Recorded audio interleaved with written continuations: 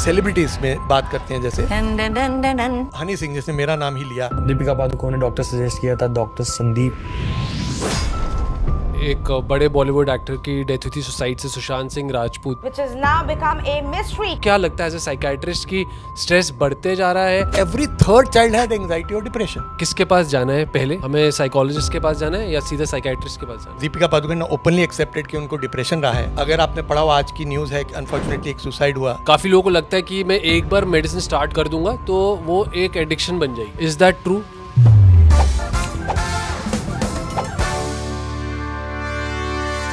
Skin और scalp की बात तो हम इस पॉडकास्ट में करते ही रहते हैं, बट आज हमने जो टॉपिक लिया है वो इससे कहीं ज्यादा डीप है। आज हम बात करने वाले हैं मेंटल हेल्थ के बारे में। डिप्रेशन, एंजाइटी, स्ट्रेस जो कि बहुत कॉमन प्रॉब्लम हो चुका है। ये हमारी स्किन और हेयर को तो इफेक्ट करता ही है, बट इसके साथ साथ कई सारी और प्रॉब्लम्स इसके वजह से होती हैं। अगर मेंटल हेल्थ की हम इंडिया में बात करें तो मेरे दिमाग में एक ही नाम आता है, वो है डॉक्टर संदीप वोरा। ये न्यू दिल्ली के एक एस्टैब्लिश साइकाइट्रिस्ट है। बोर्ड रूम से लेके बॉलीवुड तक इन्होंने हर टाइप के पेशेंट को ट्रीट किया है। इन्होंने अपने क्लिनिक के थ्रू 25,000 पेशेंट्स की लाइफ चेंज की है, बोथ नेशनल एंड इंटरनेशनल। इनके पास 12 पेटेंट्स हैं साइकाइट्री में, जो कि अपने आप में एक बहुत बड़ी बात है। Let's welcome doctor Sandeep Vora on the show. तो डॉक्टर वोरा, बहुत सारे पेशेंट्स मेरे पास आते हैं हेयर फॉल के, और वो मुझे आके बोलेंगे कि डॉक्टर हेयर फॉल हो रहा है, और मैं उनसे पूछता हूँ जब कि आपको स्ट्रेस है क्या, तो बोलते हैं हाँ, मतलब नॉर्मल स्ट्रेस है। तो इस स्ट्रेस वर्ड को क्या हम बहुत कैजुअली ले लेते हैं, और एक नॉर्मल स्ट्रेस और एक ज्यादा स्ट्रेस में क्या फर्क होता है? ओके, देखिए, यस, आज की डेट में एक तो अवेयरनेस बढ़ रही है, स्पेशली यंगर जनरेशन में। तो स्ट्रेस जो है वो काफ़ी कॉमनली यूज होता है, बट जो मेन नॉर्मल स्ट्रेस या हम कहें कि जो डिस्ट्रेसिंग स्ट्रेस है, उसमें फ़र्क में हमको ये समझना है कि स्ट्रेस हर एक के लिए कुछ हद तक ज़रूरी है, जिसको हम यू स्ट्रेस कहते हैं। मतलब ये है कि कल मान लीजिए कोई स्टूडेंट है, उसको पढ़ना है, tomorrow if the exam is there, तो वो आज से अगर उसके ऊपर इतना प्रेशर नहीं होगा कि तैयारी करे, तब तक उसके लिए वो यू स्ट्रेस है। अगर वो उसको उस प्रेशर को इस तरह से लेता है कि पढ़ाई करता है या करती है और एग्जाम क्लियर करता है, बट यही स्ट्रेस डिस्ट्रेस हो जाता है अगर वो इतना ज्यादा उसके ऊपर प्रेशर आ जाए कि उसको रात की नींद उड़ जाए, उसकी इनएबिलिटी टू कंसंट्रेट हो जाए, पढ़ाई ना हो, या उसको बहुत ज्यादा पैल्पिटेशंस या सीवियर एंजाइटी के एपिसोड्स हो, तो वो डिस्ट्रेस हो जाता है। तो स्ट्रेस और एंजाइटी की अगर बात करते हैं तो स्ट्रेस है कि जो डे टू डे लाइफ पे हमारे ऊपर प्रेशर आता है, बट एंजाइटी जब वर्ड होता है तो वो क्लिनिकल सिम्टम है, क्लिनिकल डायग्नोसिस है। अगर कोई आके आपके जैसे बोलता है तो उनके ऊपर स्ट्रेस का लेवल बड़ा होगा, वो इतना बड़ा होगा कि वो उनकी स्किन को या हेयर को अफेक्ट कर रहा है, तभी हेयर फॉल हो रहा है। तो कोई तरीका है कि हम इसको क्वांटिफाई कर सके और पेशेंट एक्सेप्ट कर सके कि हाँ, मुझे स्ट्रेस है और इसी के कारण मुझे हेयर फॉल हो रहा है, और अब मैं डर्मेटोलॉजिस्ट के साथ साथ एक साइकाइट्रिस्ट को भी दिखाता हूँ, तो कहाँ होगी वो लाइन, वो चेंज कब लेना होगा पेशेंट को? देखिए, बहुत सिंपल सी चीज़ है, आपको ये समझना है। अगर कोई भी आपको लगता है कि स्ट्रेस का लेवल इतना बढ़ गया कि आपकी पर्सनल, प्रोफेशनल या सोशल लाइफ अफेक्ट हो रही है, या आपको अंदर से लग रहा है कि you are your normal self, या आपके आसपास वाले लव्ड वंस आपके ऊपर आपको बता रहे हैं कि आप अपने नॉर्मल सेल्फ नहीं है, सुबह उठ के आप फ्रेश महसूस नहीं कर रहे, आपकी नींद डिस्टर्बेड है, छोटी छोटी बात पे आप चिड़चिड़ापन हो रहा है, ये कुछ स्ट्रेट फॉरवर्ड इंडिकेटर्स हैं कि आपको स्ट्रेस बढ़ रहा है, और वो बेटर है कि उसको अर्लियर स्टेज पर उसके बेसिस पे सॉल्यूशन की तरफ जाएं। जैसे आपने बहुत इंपॉर्टेंट क्वेश्चन किया, अब डर्मेटोलॉजी और साइकेट्री के बीच में एक इंटरफेस बहुत जरूरी है, जिसमें डर्मेटोलॉजिस्ट और साइकेट्रिस्ट को पेशेंट को गाइड करना चाहिए। जैसे आप करते हैं या मैं करता हूं, तो मैं ऑलवेज बोलता हूं, स्किन रिलेटेड कोई भी प्रॉब्लम होती है, मैं पेशेंट को देख रहा हूँ, इलाज कर रहे हूँ, स्ट्रेस ठीक हो रहा है, एंग्जाइटी डिप्रेशन ठीक हो रहा है, बट उनकी स्किन की प्रॉब्लम है, so always refer them to a dermatologist, telling them कि देखो आपकी स्किन की प्रॉब्लम डायरेक्टली स्ट्रेस से रिलेटेड है, मेरे वाले सिम्टम्स कम हो रहे हैं, ठीक हो रहे हैं, बट आपको स्किन वालों के साथ भी देखना चाहिए। तो स्किन और स्ट्रेस का डायरेक्ट रिले इंटरप्ले है। आई थिंक वो ज्यादा इजी होता है क्योंकि आपको दिख रहा है कि यार यहाँ पे कुछ गड़बड़ है। Yes. और ये कि बहुत डायनामिक चीज भी, आई थिंक स्ट्रेस आज किसी इवेंट की वजह से स्ट्रेस ज्यादा हो सकती है, फिर वो 3 महीने बाद, 4 महीने बाद वापस कम हो जाती है। तो मेरे को लगता है वो प्रॉब्लम लोग इतनी इजीली आइडेंटिफाई नहीं कर पाते जब कब उन्हें साइकाइट्रिस्ट के पास जाना है। तो आज का जो सिचुएशन है इंडिया का, यूथ का, उसके हिसाब से आपको क्या लगता है एज ए साइकाइट्रिस्ट की स्ट्रेस बढ़ते जा रहा है, या स्ट्रेस वैसा ही है, पहले भी होता था, अब बस बात ज्यादा हो रही है? What do you feel? नहीं, स्ट्रेस बढ़ता जा रहा है और बहुत ज्यादा बढ़ता जा रहा है। उसके रीजंस है कई। सबसे पहला चीज तो ये है कि आप, अगर मैं आपसे पूछूं कि you are a doctor, you would know, but एक चिल्ड्रन के एज ग्रुप की अगर हम बात करते हैं तो 8 से 12 साल के एज के बच्चों को कितने घंटे की नींद चाहिए? तो 8 से 10 घंटे है, ठीक है। आज की डेट में आप देखिए कितने बच्चे 8 घंटे की नींद ले रहे हैं, कोई चांस नहीं है। एडल्ट्स की बात आती है, हाउसवाइफ्स की बात आती है, तो क्या हो रहा है कि सबसे बड़ा फैक्टर क्या है? स्लीप डेप्रिवेशन, लाइफस्टाइल की वजह से। दूसरा, टेक्नोलॉजी ने हमारी लाइफ को इन्वेट किया, इतनी ज्यादा इन्वेट कर दिया कि हम रात को बैठ के रील्स चेक करते हैं, या बहुत देर तक हम किसी ना किसी डिजिटल प्लेटफॉर्म पे लगे रहते हैं। ये सारी चीजें हमारी पूरी लाइफस्टाइल को डिसरप्ट करती हैं। जो स्लीप है वो इतनी इंपॉर्टेंट है, and as a dermatologist you would know कि स्किन में सीधा अगर स्लीप डिप्रिवेशन है तो of course skin related issue dull होगी और वो सब होगा। Then there is, if you ask about India specifically, there is breakdown of joint family system. पहले इमोशनल कुशनिंग होती थी, पहले एल्डर्स होते थे घर पर, और वो कोई भी बात होती तो शेयर करते थे। अब इतना ज्यादा इंडिविजुअलिस्टिक सोसाइटी हो रही है कि हर कोई सेल्फ सेंटर्ड हो रहा है। फिर जब से सोशल मीडिया आया है, पहले मुझे याद है हमारे बचपन में हमारे लिए सोसाइटी क्या होती थी? या नेबर्स, या रिलेटिव्स, या कोई आसपास वाले। सोशल मीडिया का मतलब है कि पूरा globe has become a village. आप सोशल मीडिया पे गए तो आप पूरी दुनिया के आगे हैं। Exactly. तो जितना आप अपने आप को सोशल मीडिया में डालते हैं या जितना उसके अंदर देखते हैं, आप अपने आप को कंपेयर करते हैं। इसके अलावा टेक्नोलॉजी ने बहुत बड़ी बड़ी स्टोरीज दी हैं मल्टी बिलियनर्स के बनने की, जो कि कुछ नहीं थे। तो यूथ आइडेंटिफाई कर रहा है अपने आप को कि क्या मैं शॉर्ट लेवल, बहुत कम समय में बहुत सक्सेसफुल हो सकता हूं।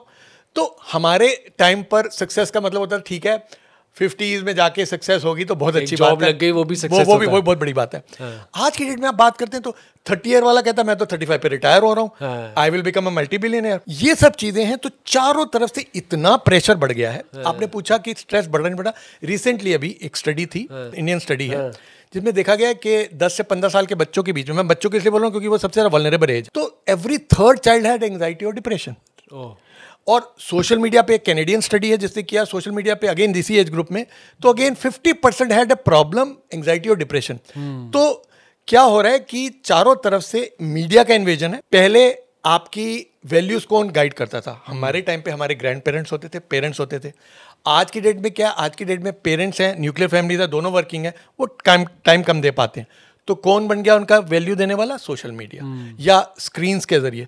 तो वो जो एक मिसमैच है एक वैल्यू बेस्ड सिस्टम का, जिसमें आपके अंदर वैल्यूज डाली जाती थी, क्या सही है क्या गलत है, अब वो सुपरवाइज्ड ना होकर अनसुपरवाइज्ड थ्रू एनी डिजिटल वे बन गया है। तो इन सारी चीज़ों ने इतना ज़्यादा प्रेशर डाला, और स्पेशली फिर उसके बाद जब पेंडेमिक आया उसके बाद और दिक्कतें बढ़ गई। तो जिसकी वजह से आपने देखा कि काफ़ी ज़्यादा एंग्जाइटी, स्ट्रेस, वर्ल्ड की जो स्टडीज़ आई उस टाइम की, उसमें बताया कि ऑलमोस्ट डबल हो गया।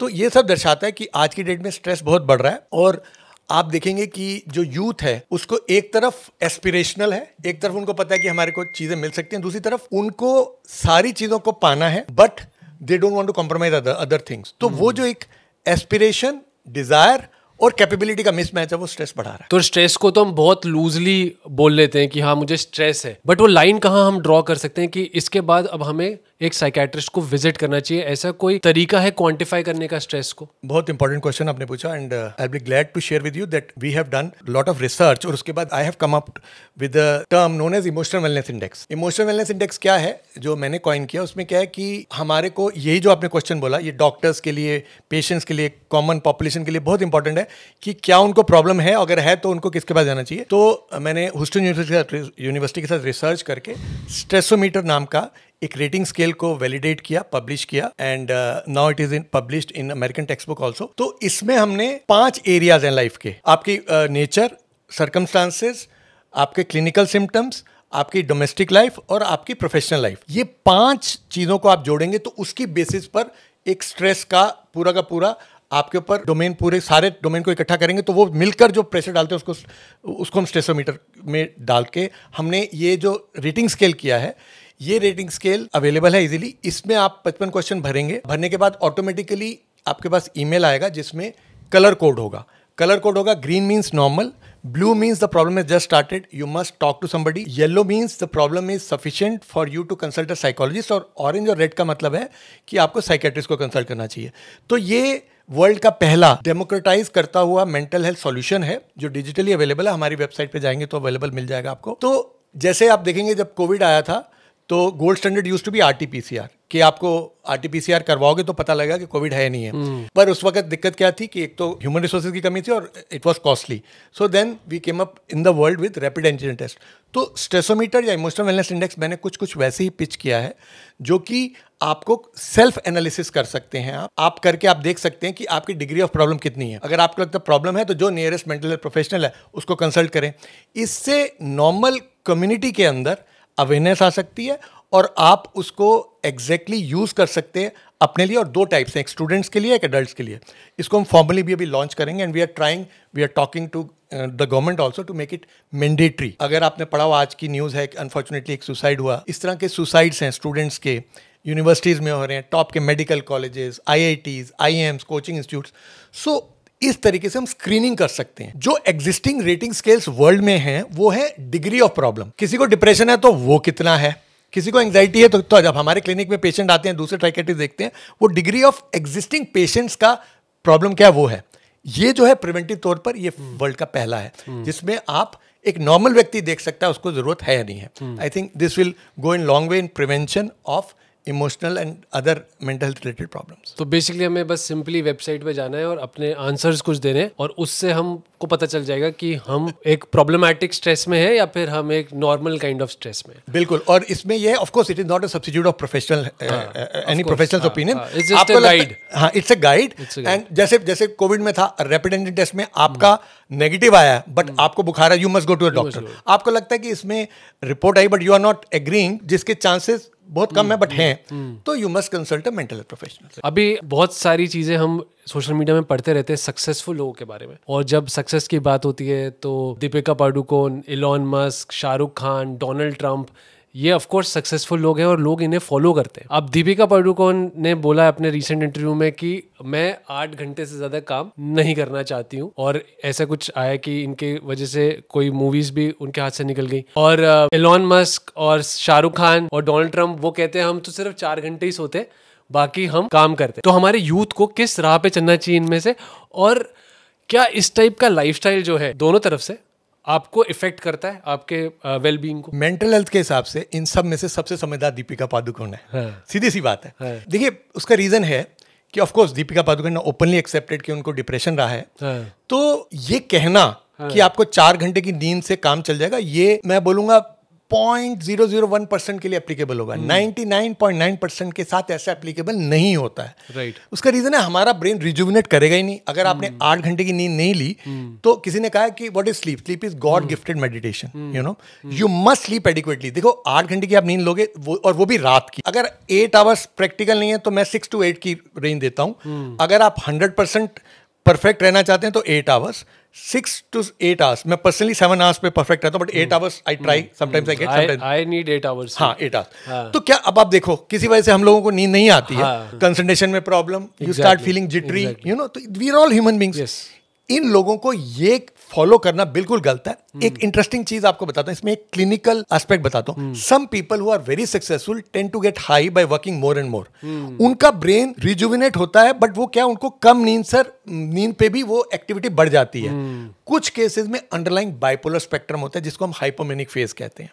तो फॉर ऑल ऑफ अस सबको ये समझना है कि 8 घंटे की नींद लो तो आप अपनी लाइफ की क्वालिटी और आपका जो लॉन्ग टर्म प्लान है आप सब अचीव कर सकते हो। But sleep is mandatory, don't go by what others से। कुछ लोग, मैंने जैसे बोला, कुछ लोग होंगे जिनको कुदरती रूप से कम नींद की जरूरत पड़ती होगी, जरूर होते हैं, मेरे पास भी आते हैं, but that is very very less. तो we have to be careful, we should not go by all of them, we should not glorify it. हमें एब्सोल्युटली नो, ये हमें बोलना चाहिए कि ठीक है, अगर उनको इतनी स्लीप का इनफ पड़ रही है तो may be it's good for them, but ये लोग जो है वो 0.001% में हो सकते हैं, है ना, लेकिन इसे ग्लोरीफाई नहीं करना चाहिए। और अपने बॉडी, हमें ये समझना चाहिए कि ज्यादातर लोग जो है वो 99% कैटेगरी में आएंगे and they should have a good sleep. Absolutely, बहुत इंपॉर्टेंट है, सबसे इंपॉर्टेंट चीज। 2 टाइप के लोग होते हैं, एक हमारे बहुत जिनका मेंटल एक्टिविटी ज्यादा होता है जिनके प्रोफेशन में, जैसे CEOs हो गए, स्टार्टअप फाउंडर्स हो गए, और कुछ लोग होता है जिनका रेपिटेटिव टास्क ज़्यादा होता है, बहुत ज़्यादा मेंटल इन्वॉल्वमेंट नहीं होता है, तो उनमें भी स्ट्रेस में कुछ डिफरेंस होता है। और हम इतनी बार पढ़ते हैं कि बर्नआउट हो गए, यंग एज में लोग बर्नआउट हो गए। तो ये जो बर्नआउट है, व्हाट डज दिस मीन? आजकल लोग इतनी जल्दी बर्नआउट क्यों हो रहे हैं? देखिए, पहले हमें समझना है कि बर्नआउट जो है वो क्लिनिकल डायग्नोसिस नहीं है। Burnout is a term given by WHO for occupational related stress. तो जब कोई बर्नआउट की बात करता है या जैसे दीपिका पादुकोण ने बर्नआउट का वर्ड यूज किया बीच में, डॉक्टर्स में बहुत कॉमन है डॉक्टर का, burnout। तो जोन सा आपका mental fatigue related to your profession है उसको हम बर्नआउट कहते हैं। डॉक्टर्स कहें, आप नर्सेज कहें, आप कॉर्पोरेट एम्प्लॉयज कहें, आप और लोगों की बात करें, तो बर्नआउट का मतलब है कि आप मेंटली फिटीग हो रहे हैं काम की वजह से, काम के रिलेटेड इश्यूज की वजह से, और आप पुट ऑफ हो रहे हैं और आपका अंदर से काम करने का मन नहीं कर रहा, या आप सिनिकल हो रहे हैं रिलेटेड टू वर्क। सो जो स्पेसिफिक टू वर्क है उसको हम बर्नआउट कहते हैं। सबसे इंपॉर्टेंट चीज समझना हमें कि बर्नआउट के अलावा डिप्रेशन की जब हम बात करते हैं, तो जिसको बर्नआउट है वो क्या होगा कि वो काम रिलेटेड तो उसके अंदर नेगेटिविटी होगी, बट उसको बोलोगे चलो जी घूमने फिरने चलना है, वो चला जाएगा या चले जाएगी, वो नॉर्मल एक्टिविटीज में बाकियों में एंजॉय करेंगे। तो बर्नआउट के बढ़ने का रीज़न जो मैंने आपको बोला कि बहुत ज़्यादा लोग एम्बिशियस हैं, बहुत ज़्यादा इंस्टेंटली वो चाहते हैं, फिर जो वो अचीव करना चाहते हैं उसमें जो उनकी एनवायरनमेंट है वो कंड्यूसिव नहीं है। अगर हम सीईओज की बात करते हैं तो उनके पास टारगेट्स हैं, बट उनके पास बैकग्राउंड में वो फंडिंग नहीं है या बैकग्राउंड में वो थॉट प्रोसेस नहीं है, तो वो अपने काम से हट रहे हैं। डॉक्टर्स की अगर बात करते हैं तो उनकी इतनी रेगुलर शिफ्ट्स हैं, नाइट ड्यूटीज हैं। कॉर्पोरेट एम्प्लॉइज के साथ क्या है कि अनरियलिस्टिक एक्सपेक्टेशंस हैं, टारगेट्स हैं, उनको बोल दिया आप ये अचीव करिए, बट वो नहीं है, उनको कोई मी टाइम नहीं मिलता है। 24 hours they have to respond to emails. तो ये सारी चीज़ें मिलकर इंडिकेट करती हैं कि बर्नआउट हो गया। हमारे को ये समझना है जो क्लिनिकल डिप्रेशन है, जो उदासी की हम बात करते हैं, जिसको हम लोग ट्रीट करते हैं, वो टोटली डिफरेंट है इससे। तो बर्नआउट को आप ठीक कर सकते हो but detaching from your work, मतलब आपने थोड़े दिनों के लिए छुट्टी ले ली, यू विल रिजुविनेट। थोड़े दिनों के लिए आप ऑफिशियली आप कहीं पे घूमने फिरने चले गए, आप परमिशन लेके, तो यू विल रिजुविनेट।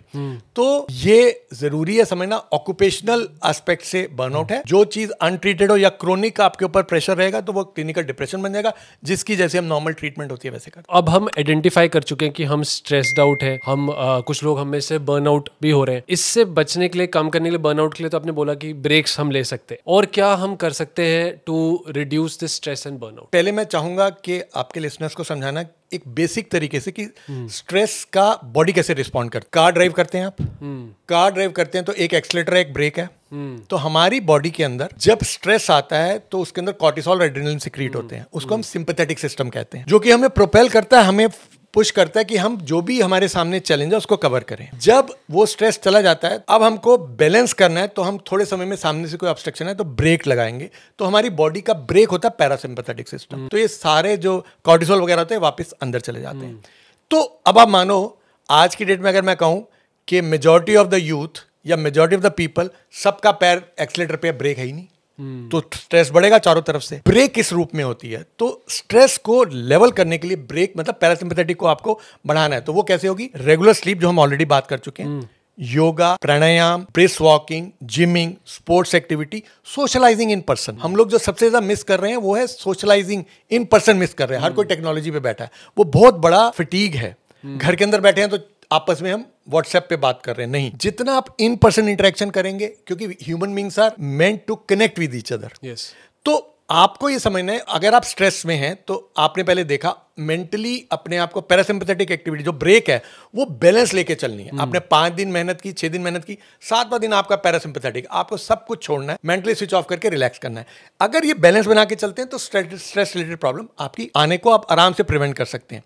लाइफस्टाइल में परमानेंट इनकॉर्पोरेट करना है। लोग कहते हैं, मैं बोलता हूँ पेशेंट्स को, कुछ समय के लिए योगा किया फिर बंद कर दिया, कुछ समय के लिए वॉकिंग की या कुछ समय के लिए जिमिंग की, तो वो कंसिस्टेंट होना चाहिए ताकि ब्रेक पर आपका कंट्रोल हर वक्त रहे। एंग्जाइटी की बात करते हैं, जैसे मैंने बताया था शुरू में, स्ट्रेस इज यू स्ट्रेस है कि आपको प्रेशर है जो कि आपका ठीक हो गया, और एंग्जाइटी है जब वो डिसेबलिंग होगी। तो एंग्जाइटी में आपको क्या, आपको लगता है आपने या तो आप ये चीज़ कर नहीं पा रहे, आपको लगता है एंग्जाइटी हो रही है, तो आपने पहले खुद को समझना है, आपको ये आइडेंटिफाई करना है कि किस वजह से, कहाँ से स्ट्रेस आ रहा है। अगर आप आइडेंटिफाई करके उसको एड्रेस करते हैं तो बहुत अच्छी बात है, नहीं तो जितनी जल्दी आप मेंटल प्रोफेशनल के पास जाते हैं उतना आसान हो जाता है मेंटल प्रोफेशनल को आपको टोटली हेल्प करना, और विदाउट मेडिकेशन। तो यूजुअली मैं देखता हूँ कि जब मेरे पास पेशेंट्स आते हैं, एक बार वो आए जब उनका डिप्रेशन बढ़ा हुआ था, एंग्जाइटी बढ़ी थी, बट जैसे ही वो ठीक होते हैं, उनको समझ आ जाता है, तो वो अर्लियर स्टेज पे अपने रिलेटिव को, बच्चों को ले आते हैं। उनको पता होता है कि डॉक्टर वोरा ने बोला है, जैसे ही स्टार्ट हो तो उनको हम without medicine simple lifestyle change या कॉग्निटिव बिहेवियर थेरेपी से ठीक कर लेते हैं। एंग्जाइटी के क्या सिम्टम्स है? बैठे बैठे आपकी रात को नींद ना आना, लेट आना, घबराहट, बेचैनी, दिल की धड़कन बढ़ जाना, स्वेटिंग होना, हर वक्त नेगेटिव सोचना या आपको लगना कुछ फीलिंग ऑफ इम्पेंडिंग डूम या हाथ कांपना, लाइक दैट। एंग्जाइटी के अलावा जब हम डिप्रेशन की बात करते हैं तो डिप्रेशन है कि आपकी सब्जेक्टिवली अंदर से आप टोटली महसूस कर रहे हैं sad, lack of interest in all pleasurable activities, over sleeping, under sleeping, over eating, less eating, अंदर से किसी से बात करने का दिल नहीं कर रहा, चुपचाप से आप पड़े हुए हैं, आप जो पहले मिलते जुलते थे वो सब हट जाता है, और एक्सट्रीम केसेस में सुसाइडल आइडिएशन। तो डिप्रेशन जो है, और ये सिम्टम्स कम से कम 2 वीक्स के लिए होने चाहिए for us to actually clinically diagnose and treat it. तो जैसे डिप्रेशन की बात आती है तो ये सारे के सारे डिसऑर्डर, चाहे एंग्जाइटी, डिप्रेशन, टोटली जितनी जल्दी आप जाओगे रिवर्सिबल और ट्रीटेबल होते हैं, और इनको हम बहुत अच्छी तरह से मैनेज कर सकते हैं। कुछ केसेस में जो अर्ली आते हैं हम सिर्फ लाइफस्टाइल चेंजेस या काउंसलिंग से ठीक कर लेते हैं। कुछ केसेस जो बढ़ गए होते हैं उसमें मेडिकेशन की भी ज़रूरत होती है। एंग्जाइटी की बात करें, डिप्रेशन के केसेस में depending on the degree of the severity. तो इन टोटलिटी अवेयरनेस ये होनी चाहिए कि हाँ ये दिक्कत है और ये ट्रीटेबल है। अगर आप इसको इस तरीके से लें तो हम लाखों करोड़ों लोगों की लाइफ को, क्वालिटी ऑफ लाइफ को बेटर कर सकते हैं। होता क्या है, लोग समझते नहीं है या सोशल टैबू रहता है या शर्माते हैं, बताते नहीं हैं, और फिर जब तक हमारे पास पहुंचते हैं दिक्कत बढ़ गई होती है। अब मेरे पास जब पेशेंट आएगा जिसकी दिक्कत बढ़ी हुई है तो उसकी दवाई तो लगातार चलेगी। तो सोसाइटी को मैसेज किया जाता है कि जो भी डॉक्टर के पास जा रहा है उसको मेडिसिन जा रही है, बट दे डोंट रियलाइज कि डॉक्टर के पास वो लोगों को मेडिसिन जा रही है जो बहुत क्रोनिक हो चुके हैं, लेट पहुंच रहे हैं, और जो अर्लियर स्टेज पे हैं उनको रिवर्स किया, वो नहीं समझते। तो the earlier you go to the doctor easier. Health care पे ध्यान देना है, सिक केयर पे, हेल्थ केयर, ताकि सिक केयर पे ध्यान ना देना पड़े। एब्सोल्युटली। और प्रिवेंटिव हेल्थ, जो कि जैसे आप भी समझते हो, प्रिवेंटिव हेल्थ केयर की तरफ हम जा रहे हैं। जितना प्रिवेंट, जैसे आप रेगुलरली अपने 1 साल में चेकअप कराते हैं, एनुअल हेल्थ चेकअप कराते हैं, उसी तरीके से आप इमोशनल वेलनेस का चेकअप कराएं। तो आप बात करें तो क्या होगा कि आपकी प्रिवेंशन लेवल पे चल जाएगा, तो आपकी प्रॉब्लम बढ़ने से पहले हम कंट्रोल कर सकते हैं। अपना एक पर्सनल मैं शेयर करना चाहता हूँ। 1-1.5 साल पहले की बात है ये। बहुत ज़्यादा क्लिनिक में काम करना, शूट्स करना सोशल मीडिया पे, और भी कई तरह की ट्रैवलिंग करना, और फिर एकेडमिक्स भी करना। तो मुझे कुछ ऐसे सिम्टम आने लगे जिसमें मेरे को लगा कि मेरी शायद हार्ट की धड़कन तेज़ हो रही है, थोड़ी हाथों में स्वेटिंग हो रही है। तो मैंने अपने फ्रेंड को फ़ोन किया जो कि स्लीप स्पेशलिस्ट है। मैंने उससे बोला यार ऐसा ऐसा हो रहा है, ये कोई हार्ट प्रॉब्लम तो नहीं है? तो उसने मुझे बोला कि तेरे को टिंगलिंग हो रही है हाथों में। मैंने कहा हाँ टिंगलिंग हो रही है। तो कह रहे कि ये हो सकता है एंग्जाइटी के सिम्टम्स हो। तो उसने मुझे सजेस्ट किया कि थोड़ा काम कम कर दे, 1 दिन ऑफ ले। तो मैंने 7 डेज से 5 डेज अ वीक एक्सीलेंट पे कर दिया, और उससे मेरे को लगता है कि वो सारे सिम्टम्स अपने आप ही चले गए। तो मे बी अगर हम अर्ली रिकग्नाइज कर पाए तो हम उसको डॉक्टर अंकुर, आपका एग्जांपल जीता जाता एग्जांपल है सारी जनता के लिए। समझना कि आपने अर्ली स्टेज पे रिकग्नाइज किया, पहली बात आपने रिकग्नाइज किया, तो आप समझ लीजिए कि हमारी बॉडी ने हमारे को सिग्नल दिया और आपने एकदम समझ लिया, और आपने एकदम राइट एडवाइस ले ली और इसको इमीडिएटली फॉलो कर लिया। तो you can see that you are so well and you are doing very well. तो ये सारी चीजें दर्शाती हैं, पर हर कोई या तो समझता नहीं है या वो गाइडेंस ठीक, वो एक्सेस नहीं होता है, एक्सेस नहीं होता, जो मेरे पास इजीली फोन कॉल पे था, and you were ready to change immediately. बड़ी सीधी बात है, आपको थोड़ी देर के लिए जिंदगी की रेस में दौड़ना है या आप लंबी रेस के घोड़ा बनना चाहते हैं। लंबी रेस के घोड़ा का मतलब है कि अपने स्ट्रेस को मैनेज करो। अभी बात चल रही है 4 डेज वर्क वीक की, 5 डेज पे तो काफ़ी कॉर्पोरेट तो आ ही चुका है। दो हम अभी इंडियन जो बिजनेस ओनर्स हैं वो तो अभी भी 6 डेज ही करते हैं, बट आप फेवर में है 4 डेज? देखिए मैं बताता हूँ। अब मेरे पास 2 कैटेगरी के लोग आते हैं। एक तो जो वजह स्ट्रेस होते हैं बहुत काम में, एक और कैटेगरी है जो परेशान हो जाते हैं, उनके पास कोई काम नहीं है और कंपनी तो अंडर स्टिमुलेटेड है। मेरे हिसाब से एक बैलेंस जरूरी है, और ये बैलेंस का मतलब ये है कि आपको अपने काम को एंजॉय भी करें, प्रोडक्टिव भी रहें, और अपना वर्क लाइफ का बैलेंस भी बना के रखें, right, not compromising on your sleep. ये चीज़ों का मिश्रण जो है वो हेल्प करता है। और उसमें चाहे आप 5 दिन काम करें, 6 दिन करें या 4 दिन करें, बट आप जो करें वो प्रोडक्टिवली करें और आप लाइफ को एंजॉय करें। अब हर एक की नेचर भी अलग अलग होती है। एक व्यक्ति आपको एक्सीलेंट रिजल्ट देगा हैप्पीनेस के साथ 6 डेज में, दूसरा व्यक्ति 4 डेज के अंदर भी डिप्रेशन में आएगा। So there is lot of individual variation. बाकी it is for the policy makers to decide. और फैमिली का क्या रोल रहता है इसमें? फैमिली स्ट्रेस, डिप्रेशन और एंग्जाइटी को कम करने में कितना इंपॉर्टेंट है उसका रोल? मेरे हिसाब से फैमिली तो बहुत बड़ा फैक्टर है, बहुत बड़ा सपोर्ट है सिस्टम। स्पेशली फैमिली मेंबर्स जो कि आपके आसपास सपोर्टिव हैं, आपकी केयर करते हैं, आपकी वेलबींग की वो करते हैं, तो दे आर द वंस जो कि आपके लिए बैकग्राउंड में रह के आपको सपोर्ट करते हैं। और जितना उनके साथ कनेक्ट होकर आप अपने मन की बात करते हैं या वो आपको हेल्प करते हैं, मल्टीपल वेज में, चाहे वो लॉजिस्टिक्स की बात करें, चाहे वो एनकरेजमेंट की बात करें, तो फैमिली मेम्बर्स में आपके लव्ड वंस हैं, आपके चाहे वो बच्चे हैं, चाहे वो आपका स्पाउस है, चाहे वो पेरेंट्स हैं, जितना उनके साथ पॉजिटिवली आप कनेक्ट करके रहते हैं और जितना वो लोग पॉजिटिवली आपके साथ इंटरेक्ट करते हैं, वो आपको रिजुविनेट भी करता है और आपको एक्चुअली बहुत हेल्प करता है प्रोग्रेस में। ये एप्लीकेबल है पॉजिटिव डायनेमिक्स वाली फैमिलीज में, बट एक नेगेटिव में एप्लीकेबल नहीं है, नेगेटिव में नहीं है। अगर आपस में आपकी कॉन्फ्लिक्ट है तब नहीं है, बट पॉजिटिव की बात कर रहा हूँ। अभी कुछ टाइम पहले एक बड़े बॉलीवुड एक्टर की डेथ हुई थी सुसाइड से, सुशांत सिंह राजपूत, तो तब डिप्रेशन के बारे में काफी बात हुई थी और सब लोग ये बोलते हैं कि डिप्रेशन जो है उसमें आप किसी को अलग मत छोड़िए, उससे जाके बात करिए, लेकिन ये सब बातें ये इंसिडेंट्स के बाद होती है। तो पहले से हम कैसे इसको पिक कर सकते हैं कि हमारा जो कॉलीग है, हमारा रिलेटिव है और हमारे फ्रेंड हैं वो डिप्रेशन में है? बहुत इंपॉर्टेंट प्रश्न पूछा आपने डॉक्टर अंकुर। देखिए, पहली बात है कि अगर आप आइडेंटिफाई करते हैं तो समझिए depression is a treatable disorder. कैसे आइडेंटिफाई करना है? कोई भी आपका लव्ड वन है, आपको लगे वो अपनी नेचर से हटकर बहुत ज्यादा विड्रॉन हो गया, बातचीत नहीं कर रहा है या कर रही, या कमरे से बाहर नहीं निकलता, या सिर्फ नेगेटिव बातें करते हैं, या कभी कभी वो इतनी नेगेटिव बात करते हैं जिसमें सुसाइडलिटी का कैजुअल मेंशन भी होता है, हो सकता है। तो ये सारी चीजें इंडिकेट करती हैं, चाहे ये सिम्टम सेम है, चाहे बच्चा हो, चाहे बूढ़ा हो, चाहे जवान हो, सिम्टम्स यही सेम है। और जितनी जल्दी आप आइडेंटिफाई करते हैं किसी को डिप्रेशन है, उतना आसान हो जाता है डॉक्टर्स को ट्रीट करना, क्योंकि टोटली ट्रीटेबल है। आप अगर आएंगे डॉक्टर के पास, तो डॉक्टर के पास जो ऑप्शंस हैं उसमें काउंसलिंग और मेडिकेशन दोनों अवेलेबल है, depending on the degree of severity of depression जो साइकेट्रिस्ट डायग्नोस करते हैं, उसकी बेसिस पे इलाज संभव है। अब अगर हम इलाज की बात करें तो हमें किसके पास जाना है? पहले स्टार्टिंग में हमें साइकोलॉजिस्ट के पास जाना है या सीधा साइकेट्रिस्ट के पास जाना है? ये बहुत इंपॉर्टेंट क्वेश्चन अगेन।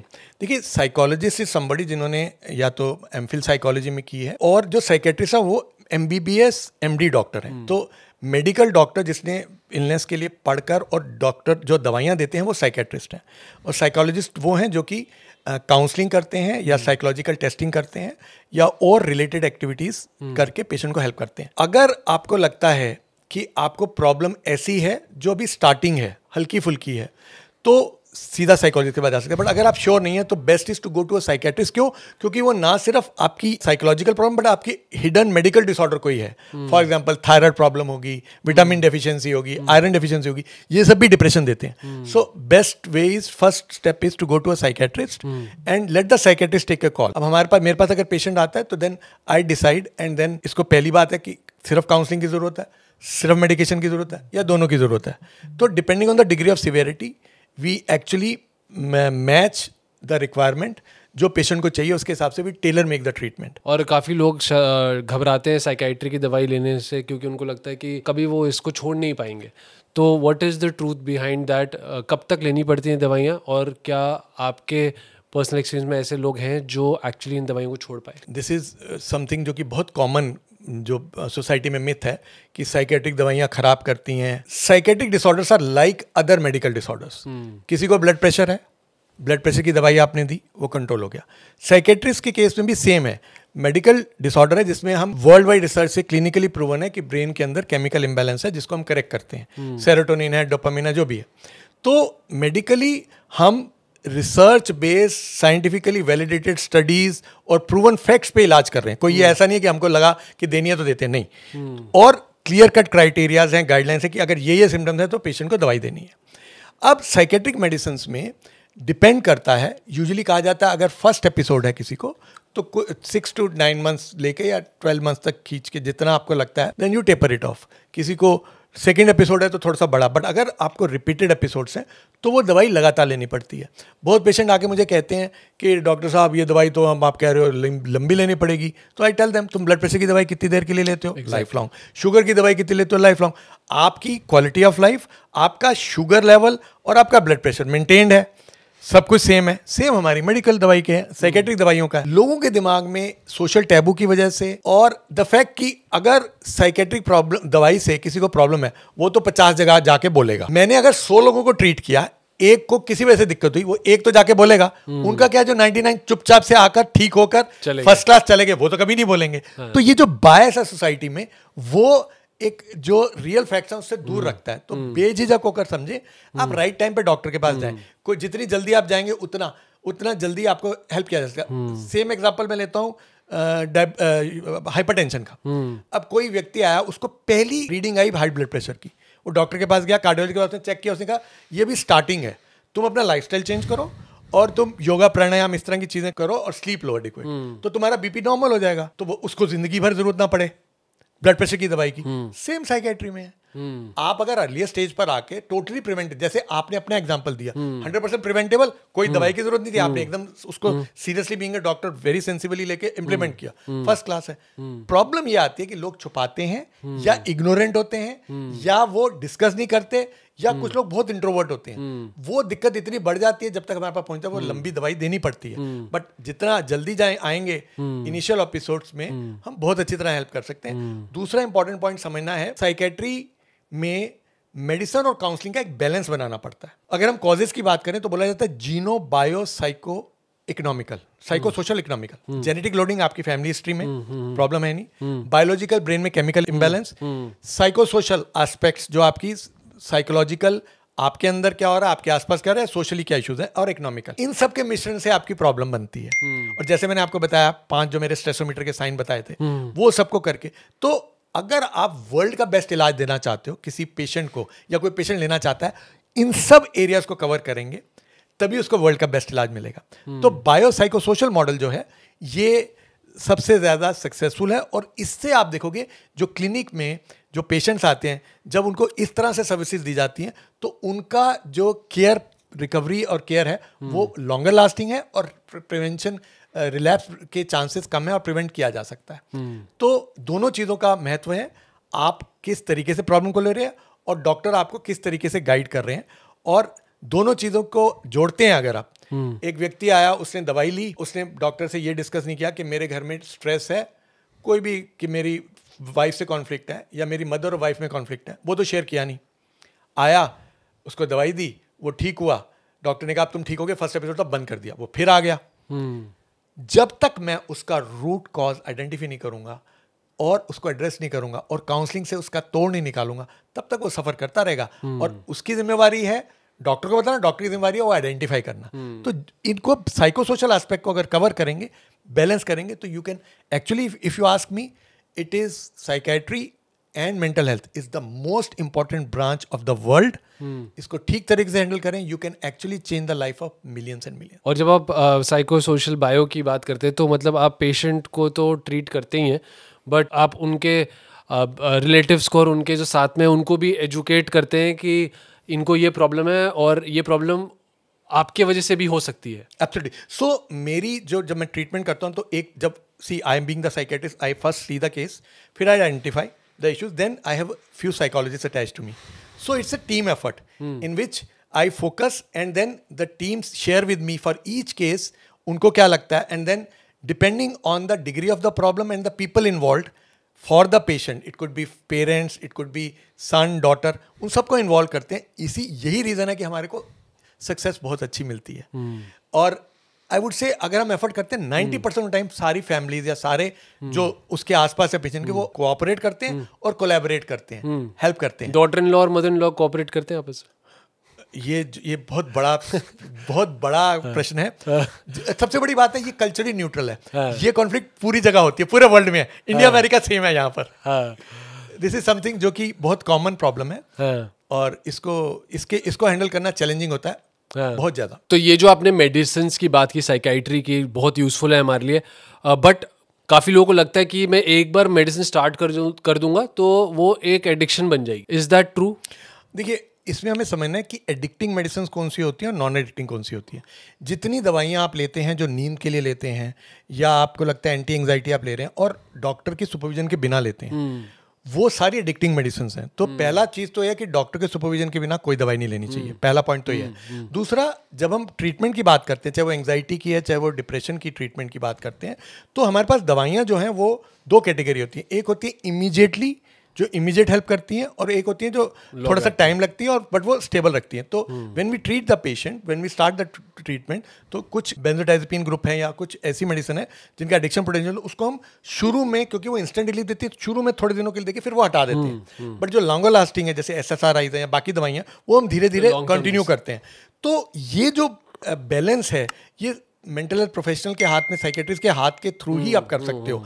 होता क्या है कि जैसे कुछ लोग होते हैं जो गए डॉक्टर के पास, अपने फिजिशियन के पास गए, उन्होंने कहा अच्छा ठीक है तुम एक प्रोडक्ट लिख दिया, आप नींद में दिक्कत है तो आप दवाई ले लो। अब वो दवाई आप लगातार ले रहे हैं, तो वो, और जब आप बंद करते हैं इस तरह की दवाई तो वो फिर विड्रॉल देती है। तो वो एडिक्शन मेडिसिन की जहाँ बात आती है, आप अगर अनसुपरवाइज लेते हैं या आपको नॉलेज नहीं है या आपको गाइडेंस ठीक से मिली तो आप उसके चंगुल में फंस जाते हैं। फालतू में साइकेट्रिक मेडिसिन को बदनाम किया जाता है, जहाँ की जबकि द फैक्ट इज कि psychiatric medicine can be actually life सेवर्स and actually they can turn your life into positive spin if taken in a balanced way, judiciously under the supervision of psychiatrist. So कोई घबराने की बात नहीं। आप जिस भी doctor के पास जाते हैं उसको पहले दिन पूछ सकते हैं कि मेरे को इसमें से कोई एडिक्टिंग दवाई है।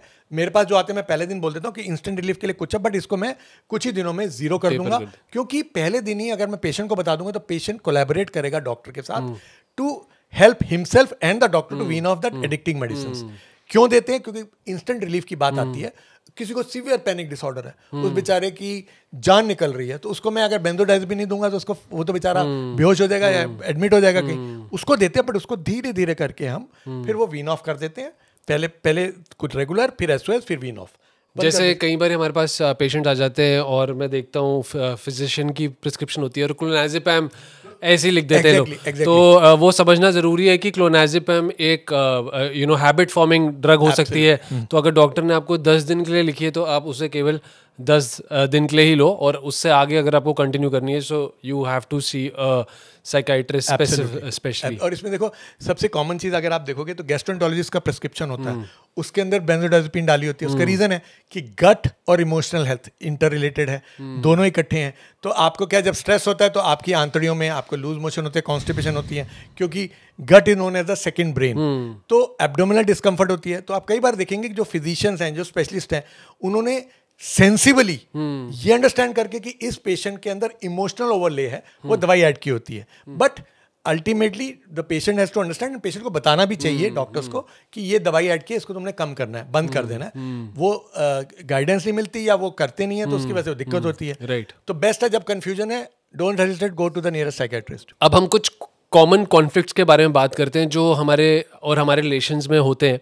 और ये जो कॉन्फ्लिक्ट्स हैं, क्योंकि हमारे बहुत ही जो खास होते हैं उनके साथ होते हैं, तो हमें बहुत डीपली इफेक्ट करते हैं।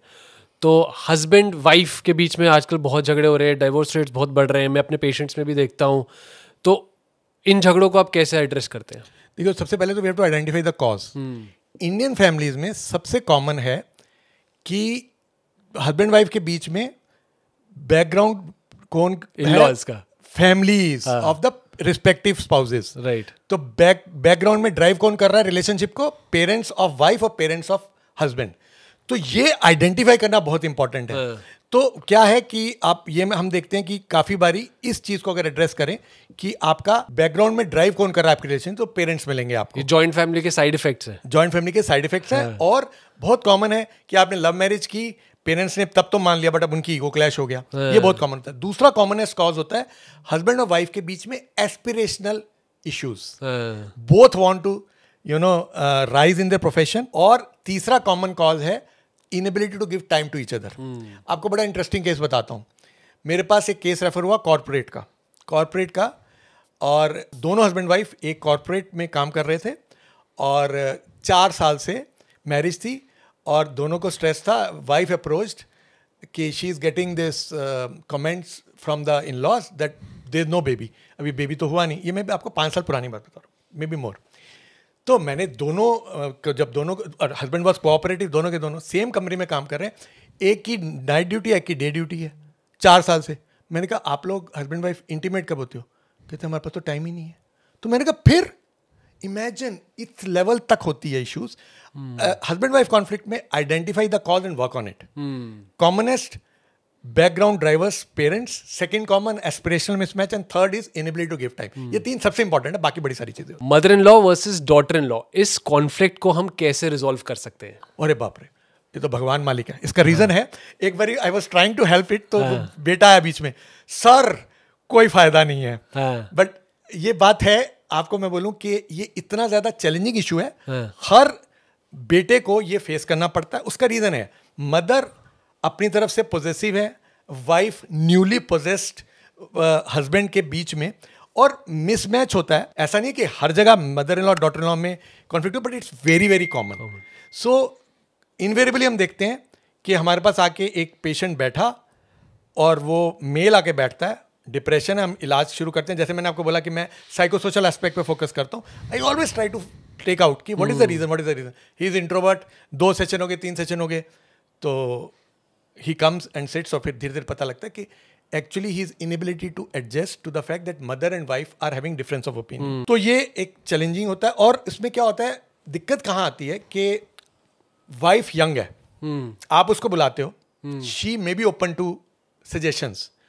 मदर जो कि एल्डरली है और ऑलरेडी इफ शी इज, उनका माइंडसेट एक पर्सनैलिटी के साथ बन चुका है, तो उनकी नेचर को बदलना बड़ा मुश्किल है। तो हम इनवेरेबली क्या होता है, हस्बैंड वाइफ को देखते हैं, उनसे पूछते हैं आप चेंजेस चाहते हैं, कर सकते हैं, then we work on it. अगर नहीं है तो then we tell both the sides, if both the sides are willing to accept the fact that her nature is different then the other lady, and tell the husband to make a balance if he can make the balance. काफी सारे startups हैं जिसमें 2 co-founders होते हैं, तो उनके बीच में भी कॉन्फ्लिक्ट हो सकता है, तो उसे कैसे डील करें? देखिए, इसमें क्या है कि जब 2 पार्टनर्स आते हैं तो शुरू में उनकी आइडियोलॉजी सेम होती है। मेरे पास इतने एंटरप्रेन्योर्स भी आते हैं, शुरू में आइडियोलॉजी सेम होती है। धीरे धीरे जब रियलिस्टिकली वो उस वर्ल्ड में जाते हैं तो एक का जो थॉट प्रोसेस है वो दूसरे से डिफर कर सकता है। एक व्यक्ति अगर स्टार्टअप की बात करते हैं, एक वैल्यू ऐड कर रहा है, दूसरा रेवेन्यू की बात कर सकता है। दोनों के वर्किंग स्टाइल में डिफरेंस हो सकता है। एक प्रोडक्ट पे फोकस करना चाह रहा है और दूसरा सिर्फ रेवेन्यू पे फोकस करना चाह रहा है। एक उसको लॉन्ग टर्म बनाना चाह रहा है, दूसरा उसको शॉर्ट टर्म में शॉर्ट गेन लेके एग्जिट करना चाह रहा है। There could be multiple reasons for a startup. But otherwise अगर आप पार्टनरशिप की बात करते हैं तो बहुत मेरे पास इस तरह के बिजनेस रिलेटेड इश्यूज आते हैं जिसमें परसेप्शन में फ़र्क होता है, थॉट प्रोसेस में फ़र्क होता है, आप कॉन्फ्लिक्ट को कैसे रिजॉल्व कर रहे हैं उसमें फ़र्क होता है, आपकी काबिलियत में फ़र्क होता है। एक व्यक्ति अकाउंट्स में बड़ा अच्छा है, दूसरा सेल्स में बड़ा अच्छा है। और क्या है कि आपने काफ़ी समय तक चलाया, जैसे ही नेक्स्ट जनरेशन आई सबके थॉट प्रोसेस अलग। तो मेरे पास रादर पार्टनरशिप ब्रेक करने के बाद होने के बाद डिप्रेशन लेके बहुत इस तरह के केसेस आते हैं जिसमें जब हम कहते हैं भाई आपको अच्छी तरह से पार्टनरशिप में अच्छी तरह से अपने हेल्थली किया, कहते नहीं but I was expert in accounts and he was very good in sales, तो आई मिस दैट। या जनरेशन में जैसे ही आता है तो उनका थॉट प्रोसेस अलग है, तो वो जनरेशनल शिफ्ट में एडजस्ट करना मुश्किल होता है। तो पार्टनरशिप में भी बड़े इश्यूज होते हैं। गर्लफ्रेंड और बॉयफ्रेंड के बीच में जो कॉन्फ्लिक्ट हो रहा है उसके क्या कारण है और उससे कैसे रिजॉल्व करते हैं? गर्लफ्रेंड और बॉयफ्रेंड में सबसे पहला आज की डेट में तो insecurity because of too much of connectedness with the opposite sex, ये सबसे कॉमन है। क्यों? क्योंकि मुझे याद है जब हमें लगता था कि हमें गर्लफ्रेंड बनानी है, हमें 6-6 महीने लगते थे हेलो करने में जी। अभी तो 6 सेकंड में आपने हेलो कर दिया। उस चीज का बहुत बड़ा फर्क है। अब there is problem of plenty, या आपके पास डेटिंग एप्स हैं, तो क्या है कि जो दोनों पार्टनर्स एक दूसरे से इनसिक्योर होते हैं, females are also equally now looking for the same level of relationship और their expectations are also same, they want to be stable. तो वो जो मिसमैच बीच में दोनों की जो अपनी एक्सपेक्टेशंस का वो कॉमन होता है। दूसरा कॉमन होता है आपका कि nobody wants to take a back seat in the your own professional ladder. So आपको लगता है कि भाई ये रुक जाए ताकि। और तीसरी कॉन्फ्लिक्ट आती है जब आप मैरिज की बात आती है तो वो भी लोग नहीं करना चाहते। या फिर फोर्थ है इनएबिलिटी टू गिव टाइम, दोनों एक दूसरे को।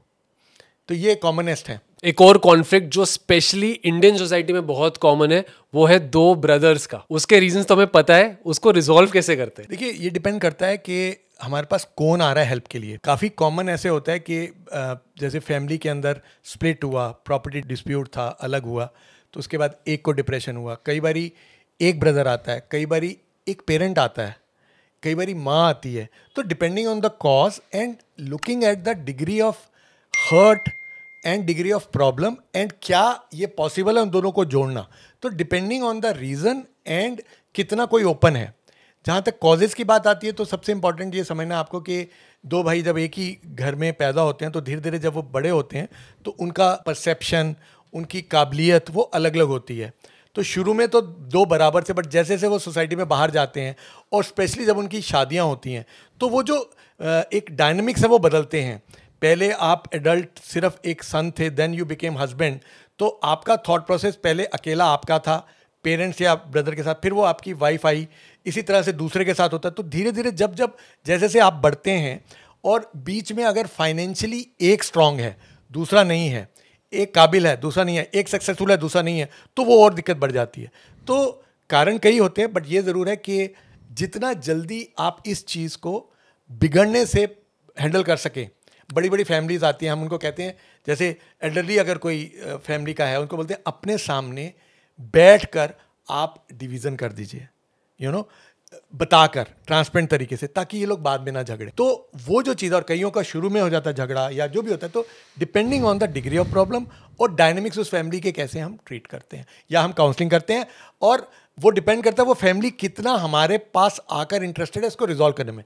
बहुत लोग कहते हैं जी ठीक है, जो हो गया सो हो गया, हमने मिलना ही नहीं इससे, ठीक है। एक और चैलेंज जो आजकल की यूथ के पास है वो है सोशल मीडिया।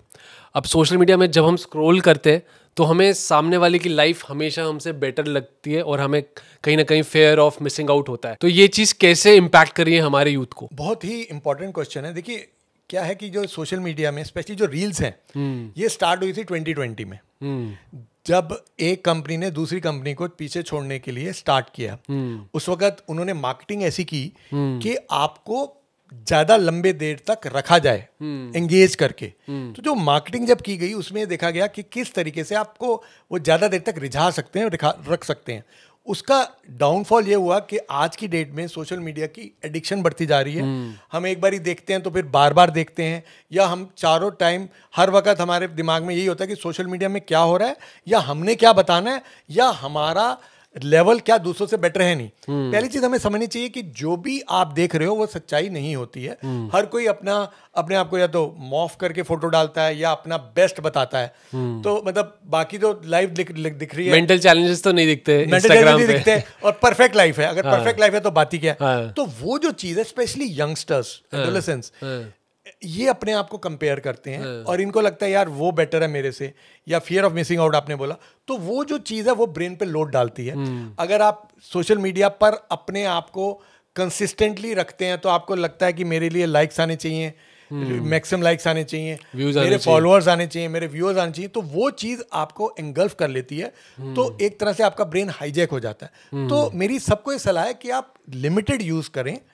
और क्या है सिग्नल, कब है आपको लगे, जब आपको लगे, अगेन जो मैंने शुरू में बोला था, आपको लगे सोशल मीडिया की वजह से आपकी पर्सनल, प्रोफेशनल या सोशल लाइफ अफेक्ट हो रही है, या आपके घर वाले टोक रहे हैं, या आपके लव्ड वंस आपको कह रहे हैं भैया तू क्या कर रहा है हर वक्त, तू इसी पे है, तो वो इंडिकेट करता है कि आपको कट डाउन करना चाहिए। यूज़ करो मॉडरेटली, एक्सेसिव यूज़ ना करो, और उसको आपके अपने सिर पर चढ़ के बोलने के लिए मत कहो। ये नहीं होना चाहिए कि वो सोशल मीडिया बताएगा कि आपको कैसे जीना।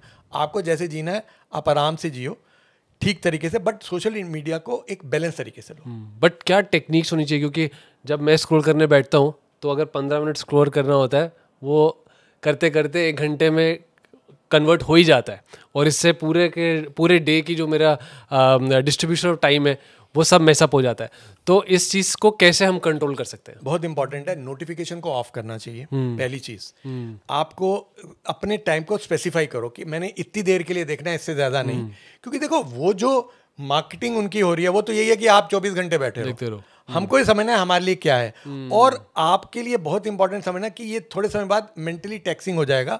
और इतने केसेस मेरे पास आते हैं जिसमें पूरी रात बैठकर एंग्जाइटी, डिप्रेशन लेके आते हैं, बोलते क्या जी हमारी नींद पहले तो ठीक थी, अब तो जी हम रात को रील ही देखते हैं। तो यहाँ पर बैलेंस बनाना जरूरी है, और धीरे धीरे करके आप इंटीग्रेट करें वापस। अगर सोशल मीडिया में बहुत चलेंगे तो वापस अपनी सोसाइटी में बाकी लोग जो हैं, बाकी आपके फ्रेंड्स हैं, उनके साथ कनेक्ट करो। और बहुत ही ज़्यादा सीवियर केसेस में हम कहते हैं भैया स्मार्टफोन हटा के पुराना वाला एनालॉग ले लो, जिसमें ये इसको हटा दो, क्योंकि ये बहुत अट्रैक्टिव बनाया गया है। हमारा ब्रेन विजुअल क्यूज को बहुत स्ट्रांगली वो करता है, और सडनली आपको वो क्यूज मिलते जाते हैं, और तो वो आप उसमें इंगल्फ होते हो। यूजुअली ये फ्यू वेराइटीज़ हैं, फ्यू आई वुड से पर्सनैलिटीज़ हैं। एक कैटेगरी है जो बोर होती है उसके लिए, या कुछ लोग एंक्शस होते हैं तो अपनी लाइफ से, तो वो उसमें अपने आप को कवर करते हैं, अपने आप को हटता है, या कुछ बोर हुए होते हैं तो उनको लगता है ये एंटरटेन करें। एक और कैटेगरी है ऑब्सेसिव लोग, जो परफेक्शनिस्ट होते हैं, उनको रेपिटेशन की ज़रूरत आदत होती है, तो एक चीज़ देखी तो वो देखते हैं। या एक और अनडायग्नोस कैटेगरी होती है ADHD, attention deficit hyper activity disorder. वो बच्चे हमारे पास काफ़ी आते हैं, जब हम देखते हैं अंडरलाइंग उनके अंदर वो होता है, क्योंकि उनको थोड़ी देर कंसंट्रेट करके फिर नया स्टिमुलस चाहिए। तो ये जो स्टिमुलस आता है ब्रेन के अंदर डोपामिन सिक्रीट करता है, ये आपको एक मूड एलिवेट करता है। तो जो ये नशा है, जैसे भांग गांजा चरस अल्कोहल का है, स्मैक का है, सेम इसका है।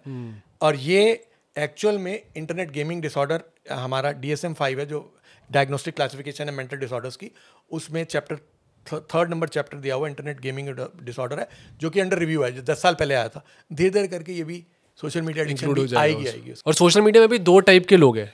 एक तो हैं जो कंटेंट कंज्यूम कर रहे हैं, जिनके बारे में अभी हमने बात की, बट फिर कुछ दूसरे टाइप के लोग हैं जैसे मैं, जो कंटेंट बना रहे हैं, और हम पे भी एक अलग टाइप का प्रेशर है कि हमें इंस्टाग्राम और यूट्यूब के जो एल्गोरिदम्स हैं उसको हमें मैच करना पड़ता है, और हमें फ्रीक्वेंसी ऑफ पोस्ट उस हिसाब से रखनी पड़ती है। तो ये जो इन्फ्लुएंसर और सेलिब्रिटी है, इनमें मेंटल हेल्थ प्रॉब्लम्स कितने कॉमन हो रहे हैं? देखिए, आप कोई भी चीज, जैसे मैंने आपको बताया था शुरू में, आपने देखना कोई भी चीज लाइफ में करें, आप अगर एक्सीलेटर पे पैर रख रहे हैं तो आपका ब्रेक के साथ बैलेंस बनाना जरूरी है, नहीं तो आपकी गाड़ी का एक्सीडेंट होगा ही होगा। मतलब आपका मेंटल हेल्थ प्रॉब्लम आएगी, कोई भी हो, चाहे वो एक कॉमन मैन हो, चाहे वो इन्फ्लुएंसर हो, चाहे वो सेलिब्रिटी हो।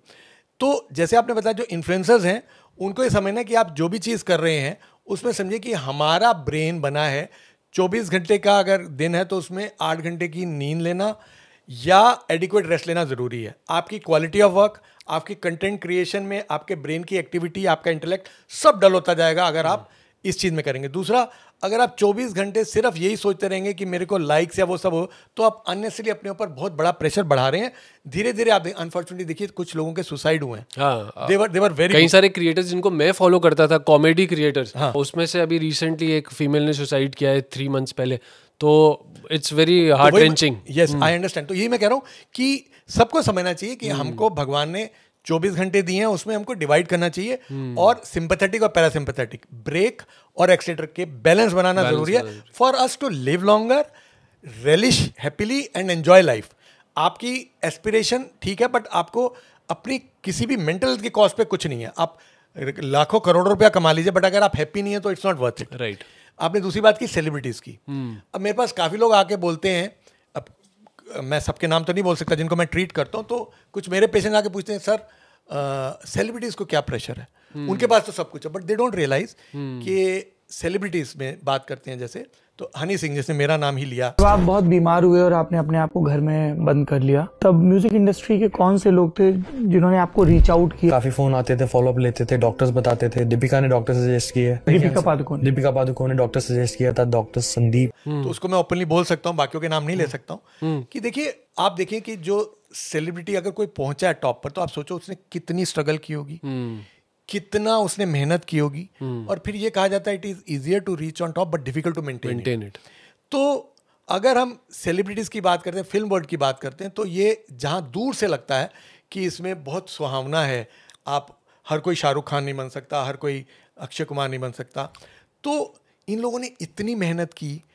और इनमें से कुछ लोग जो ओपनली बोलते हैं, जैसे दीपिका पादुकोण की बात करें, या काफ़ी लोग ओपनली आ रहे हैं, बादशाह ने बोला एंग्जाइटी, अनुष्का शर्मा ने बोला एंग्जाइटी, ये मैं पहली बात है इनको अप्रिशिएट करता हूँ कि ओपनली मेंटल हेल्थ के बारे में बोल रहे हैं। बट द फैक्ट इज़ कि ये लोग हमारी तरह ह्यूमन बींग्स हैं, इनको बहुत मेहनत करनी पड़ती है, इनके ऊपर प्रेशर्स अलग अलग तरह के हैं।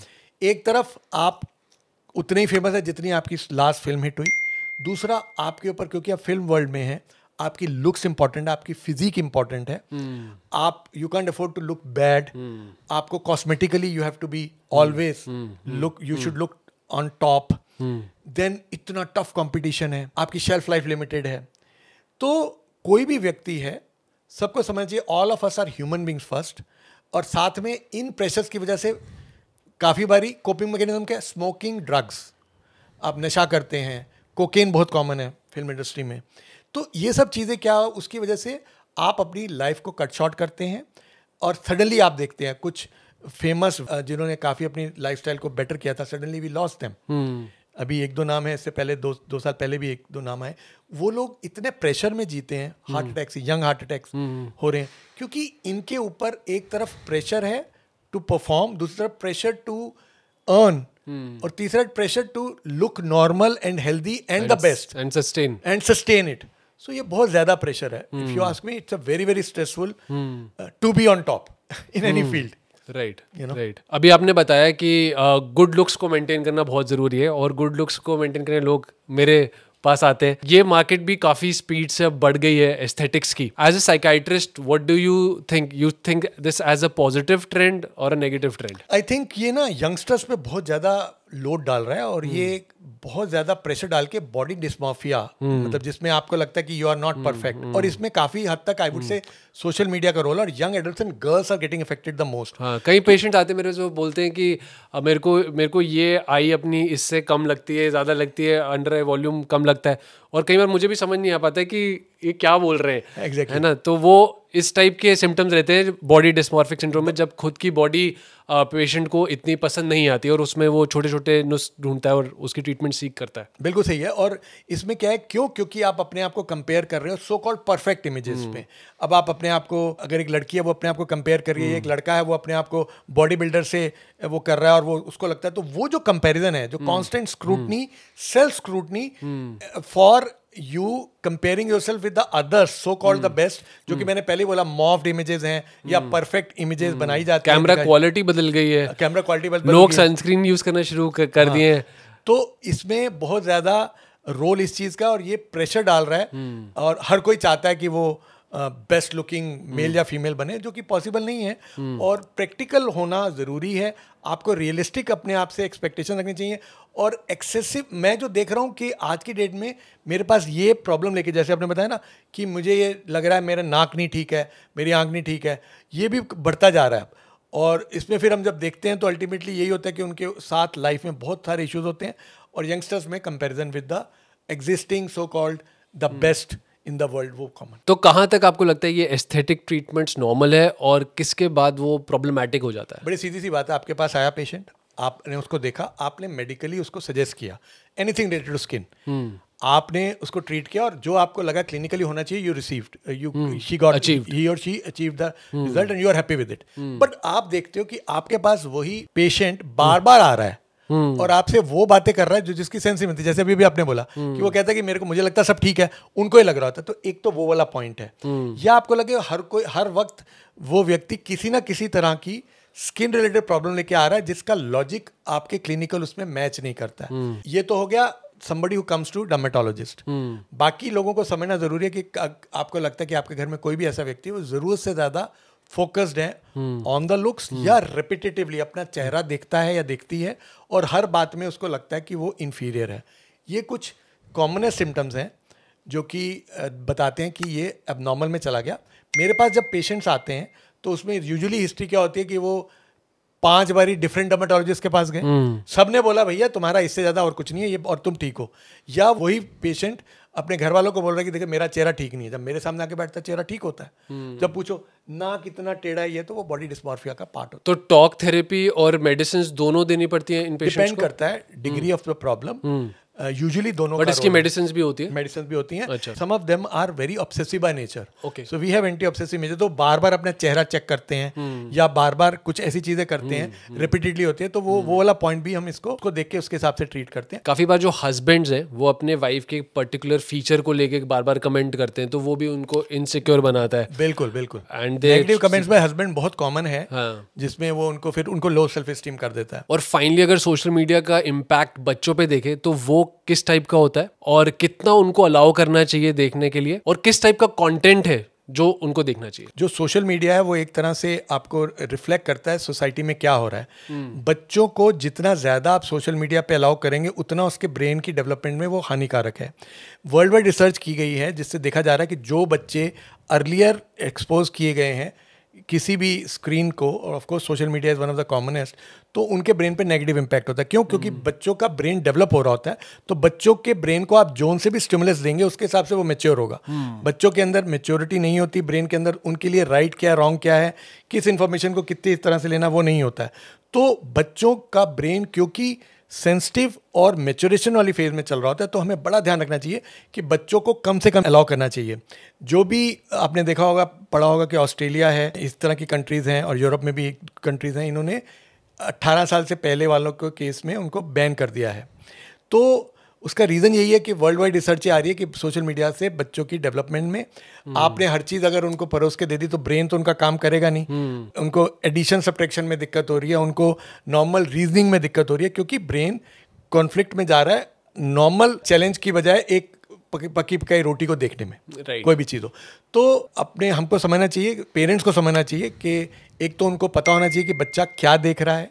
कंटेंट बच्चों का एज अप्रोप्रिएट जो उनको देखना चाहिए वो देख सकते हैं, बट मेरे हिसाब से स्टडीज़ को अगर निकाल दें तो 1 से 2 घंटा मैक्सिमम। तो ये था हमारा पॉडकास्ट डॉक्टर संदीप वोरा के साथ, जिसमें हमने बात की स्ट्रेस के बारे में, डिप्रेशन के बारे में, एंजाइटी के बारे में। आई होप आपको ये पॉडकास्ट पसंद आया हो। और इतने सारे लोग इन प्रॉब्लम से आजकल जूझ रहे हैं, तो प्लीज़ आप ये पॉडकास्ट जो है उनके साथ शेयर करिए। आप हमें लाइक सब्सक्राइब ज़रूर कर दीजिए, क्योंकि ये हमें ऐसी वीडियोज़ बनाने के लिए और उत्साहित करता है।